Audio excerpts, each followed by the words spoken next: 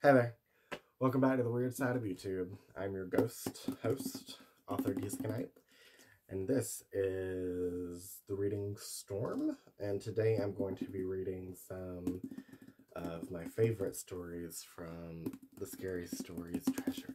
I had these as a kid and I loved them. The art is absolutely to die for. So let's get weird.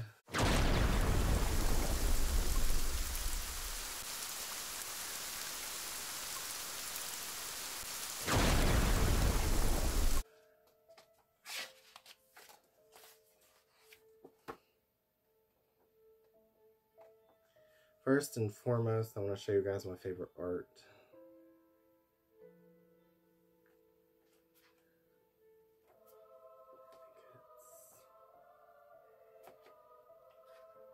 Yes, it's like the first page from the third Scary Stories book. This affected me a lot as a kid. This is what I see when I think horror. But yeah. Today we're going to read at least one story. I might pick them at random. But look at this art. I'm going to have to pick something at random because I like them all. That art. Isn't that beautiful? I love it so much. Alright, let's pick one at random. Wait till Martin comes. There's pussies. I like pussies. Okay. Here we go. An old man was out for a walk. When a storm came up, he looked for a place to take shelter. Soon he came to an old house. He ran up on the porch and knocked on the door, but nobody answered. By now, rain was pouring down, thunder was booming, and lightning was flashing, so he tried the door. When he found it, it was unlocked. He went inside. Except for a pile of wooden boxes, the house was empty. He broke up some of the boxes and made a fire with them. He then sat down in front of the fire and dried himself. It was so warm and cozy that he fell asleep. When he woke back up, a black cat was sitting near the fire. It stared at him for a while, then it purred. "That's a nice cat," he thought, and dozed off again. When he opened his eyes, there was a second cat in the room, but this one was as big as a wolf. It looked at him very closely and it asked, "Shall we do it now?" "No," said the other cat. "Let's wait till Martin comes." "I must be dreaming," thought the old man. He closed his eyes again. Then he took another look, but now there was a third cat in the room, and this one was as big as a tiger. It looked at the old man, and it asked, "Shall we do it now?" "No," said the others. "Let's wait till Martin comes." The old man jumped up, jumped out of the window, and started running. "When Martin comes, you tell him I couldn't wait," he called. I really should have picked... Ooh, I love the big toe. The big toe! Yes, let's do this one. A boy was digging at the edge of the garden when he saw a big toe. He tried to pick it up, but it was stuck to something, so he gave it a good hard jerk, and it came off in his hand. Then he heard something groan and scamper away. The boy took the toe into the kitchen and showed it to his mother. "It looks nice and plump," she said. "I'll put it in the soup, and we'll have it for supper." That night his father carved the toe into 3 pieces, and they each had a piece. Then they did the dishes, and when it got dark they went to bed. The boy fell asleep almost at once, but in the middle of the night a sound awakened him. It was something out on the street. It was a voice, and it was calling to him. "Where is my toe?" it groaned. When the boy heard that, he got very scared, but he thought, "It doesn't know where I am. It will never find me." Then he heard the voice once more, only now it was closer. "Where is my toe?" it groaned. The boy pulled the blankets over his head and closed his eyes. "I'll go to sleep," he thought. "When I wake up, it will be gone." But soon he heard the back door open, and again he heard the voice. "Where is my toe?" it groaned. Then the boy heard footsteps move through the kitchen, into the dining room, into the living room, into the front hall. Then slowly they climbed the stairs. Closer and closer they came.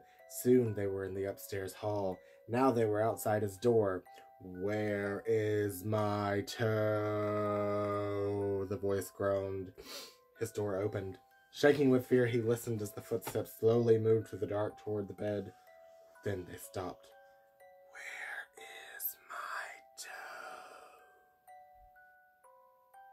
You've got it! I had to do that. It's part of the story. It says, at this point, pause, then jump at the person next to you and shout, you've got it. The big toe also has another ending.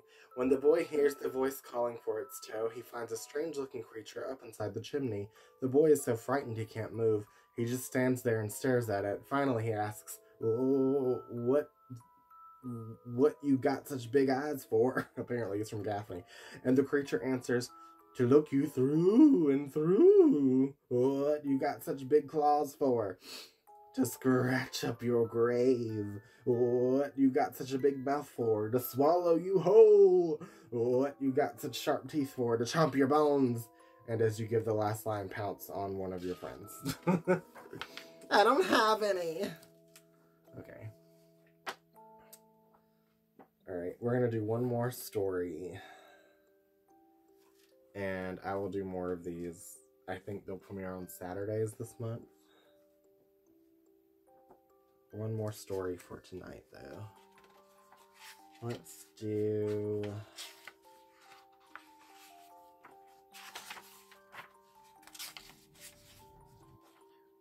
I like this one.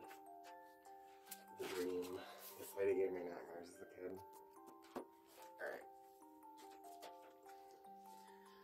Lucy Morgan was an artist. She had spent a week painting in a small country town and decided the next day she would move on. She would go to a village called Kingston. But that night, Lucy Morgan had a strange dream. She dreamed that she was walking up a dark, carved staircase and entered a bedroom. It was an ordinary room except for two things. The carpet was made up of large squares that looked like trapdoors, and each of the windows was fastened shut with big nails that stuck out of the wood. In her dream, Lucy Morgan went to sleep in that bedroom. During the night, a woman with a pale face and black eyes and long black hair came into the room. She leaned over the bed and whispered, "This is an evil place. Flee while you can." When the woman touched her arm to hurry her along, Lucy Morgan awakened from her dream with a shriek. She lay awake the rest of the night, trembling. In the morning, she told her landlady that she had decided to not go to Kingston after all. "I can't tell you why," she said, "but I just can't bring myself to go there." "Then why don't you go to Dorset?" the landlady said. "It's a pretty town, and it isn't too far." So Lucy Morgan went to Dorset. Someone told her she could find a room in a house at the top of the hill. It was a pleasant-looking house, and the landlady there, a plump, motherly woman, was as nice as she could be. "Let's look at the room," she said. "I think you will like it." They walked up a dark, carved staircase like the one in Lucy's dream. In these old houses, the staircases are all the same, Lucy thought. But when the landlady opened the door to the bedroom, it was the room in her dream, with the same carpet that looked like trapdoors and the same windows fastened with big nails. "This is just a coincidence," Lucy told herself. "How do you like it?" the landlady asked. "I'm not sure," she said. "Well, take your time," the landlady said. "I'll bring up some tea while you think about it." Lucy sat on the bed, staring at the trapdoors and the big nails. Soon there was a knock at the door. "It's the landlady with tea," she thought. But it wasn't the landlady. It was the woman with the pale face and the black eyes and the long black hair. Lucy Morgan grabbed her things and fled. Alright. Hopefully you guys liked this reading. I'm going to do readings from this Treasury every week. An episode Saturday, 3, 2, 4, 5 stories. They're short, but I will continue to do this all month long for October. I'm also reading my own story, which is not kid-friendly like these are. It is a horror story, but you can catch that Mondays, Wednesdays, and Fridays, I think, and you can also be able to download it for free eventually. So I love you guys, and I'll see you guys next time. Bye!